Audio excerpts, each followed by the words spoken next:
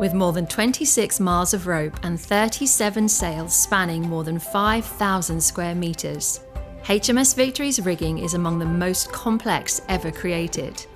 And right now it's being rebuilt, piece by piece. As part of the big repair project, it's the job of a specialist team of riggers to oversee the conservation of Victory's rigging, returning it to how it would have looked when she first set sail in 1765.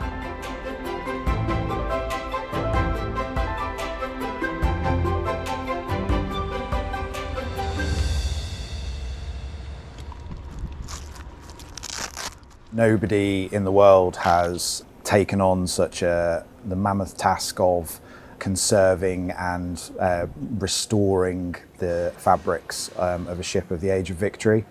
Many elements, especially within the rigging, are unique and the only ones known in the world. So specifically the lower mast sections are from HMS Sharp and then been put into Victory in the 1890s. And as far as we're aware, these are the only masts of this type of construction left in the world.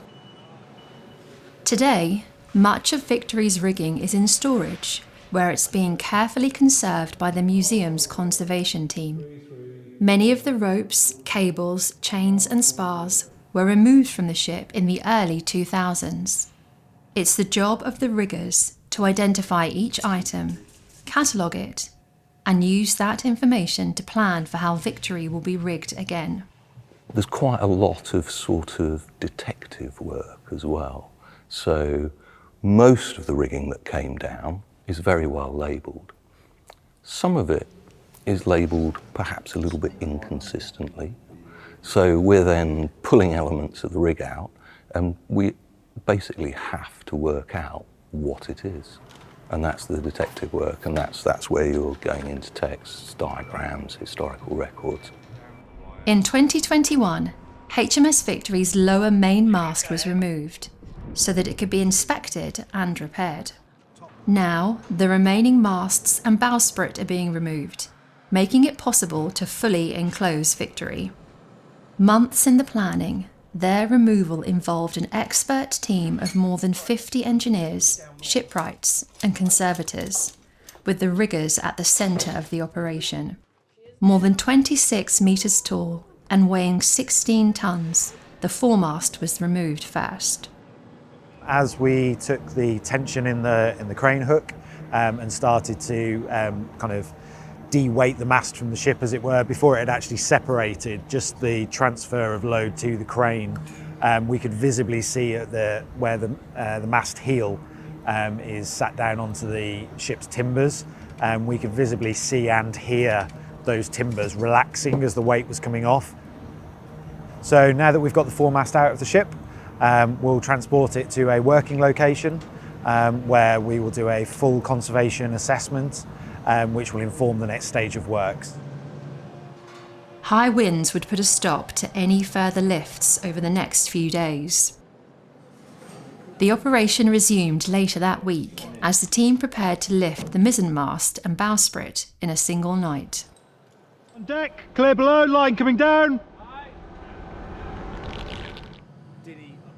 There's a huge sense of achievement to know that, kind of a very small, close-knit team of specialists we've managed to achieve something that hasn't been done since the late 1890s. That moment when the heel separates from the plate and the mast hangs perfectly down through all the gaps in the decks, huge sense of relief at that point. And then that final moment as it just clears the ship and we get it finally set down onto the trestles here, it's a massive sense of relief. Whilst it will be many years before the masts and rigging are returned to HMS Victory, the rigging team are already planning how it will be reinstalled while preserving her original features. Our biggest consideration is understanding the changes that have been made previously to the rig, which have not been as well documented in some places as some of the hull works. So understanding those changes and having discussions with conservation, archaeological experts to understand if we're able to retain them or whether we want to revert back to some of the original decisions that were made. and also considering how we utilise modern materials in order to still retain the authentic features of the rigging. As a first-rate ship of the line, HMS Victory would have been at one time the largest warship in the Royal Navy's arsenal. And for anyone who has seen her in person, you would surely have been impressed by her scale. But once the conservation of Victory is completed and her rigging is reinstated, for the first time in decades, she will be transformed. By creating the rig and re-establishing the rig, you immediately create a much bigger spectacle, if you like. So I think people have got very used to seeing Victory with just her lower spars, and the heights of those are maybe 20 metres off the deck. But when we put the whole of the rig up, it will be more like 60 metres up.